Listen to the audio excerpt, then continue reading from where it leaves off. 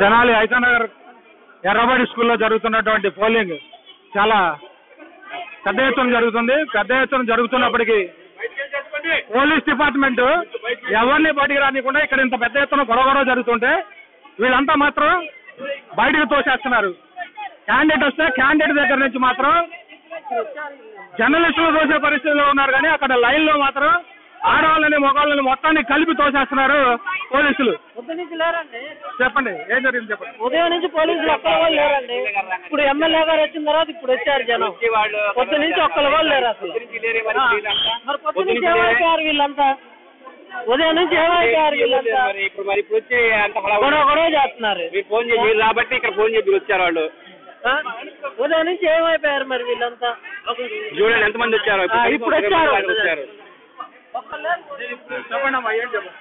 Hello sir, నేను ఇక్కడ వచ్చేసి 6:30కి వచ్చానండి. అప్పటికి ఇంకా ఎంప్లాయీస్ రాలేదు. 7 o'clock వాళ్ళు వచ్చి అప్పుడు చెక్ చేసుకోండి మిషన్స్, అప్పుడు పని చేయట్లేదని అప్పుడు రిపోర్ట్ చేసుకొని 2 hours లేట్ అయిపోయింది అనమాట.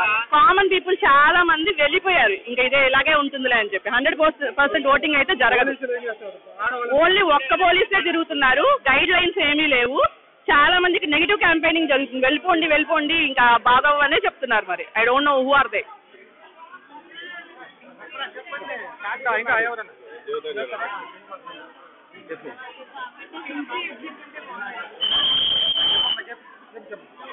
ఎంట్రీ ఎగ్జిట్ ఉంటే బాగుండేది. కామన్ పీపుల్ వెళ్ళటానికి రావటానికి ఒక పర్సన్ తీసుకొని అందరూ లైన్లో వెళ్ళిపోతున్నారు. సో ఎంట్రీ ఎగ్జిట్ ఉంటే ఫీల్ బెటర్. Thank you. చూసారు కదా, ఇక్కడ ఇంత ఒత్తిడిగా ఉంటే పోలీసులు మాత్రం అభ్యర్థి లోపలికి వస్తే కేవలం విలేకరులను ఆపే రంజిలో ఉన్నారు తప్పితే లోపల ప్రజలు ఇబ్బంది పడుతున్నారు. వాళ్ళని సరిగా లైన్లో పెట్టాలనే పరిస్థితి లేకుండా హడావుడి జర్నలిస్టుల మీద తిరగడం తప్పితే ఆయన చేసిందేమీ లేదు. దీంతో జర్నలిస్టులు ఎదురు తిరుగుతున్నారంటే మిగతా పోలీసులు పిలుచుకున్నారు తప్పితే ఇక్కడ ఇంత ఒత్తిడిగా ఉందని మాత్రం చెప్పిన మాట లేదు. ప్రజలు మాత్రం చాలా ఇబ్బంది పడుతున్నామని జర్నలిస్టుల దృష్టికి తీసుకొచ్చారు. ఇది ఇంకా ఎంత ఘోరాతి ఘోరంగా ఉందో మరి ప్రజలు ఇక్కడ వచ్చిన అధికారులు తెలుసుకోవాలి. ఇక్కడికి వచ్చేసి ఇమీడియట్ గా అధికారులు కనుక పరిశీలించకపోతే ఇక్కడ కనుక శ్రద్ధ చెప్పకపోతే కాసేపట్లో గొడవలు జరిగే ప్రమాదం ఉందని చెబుతున్నారు.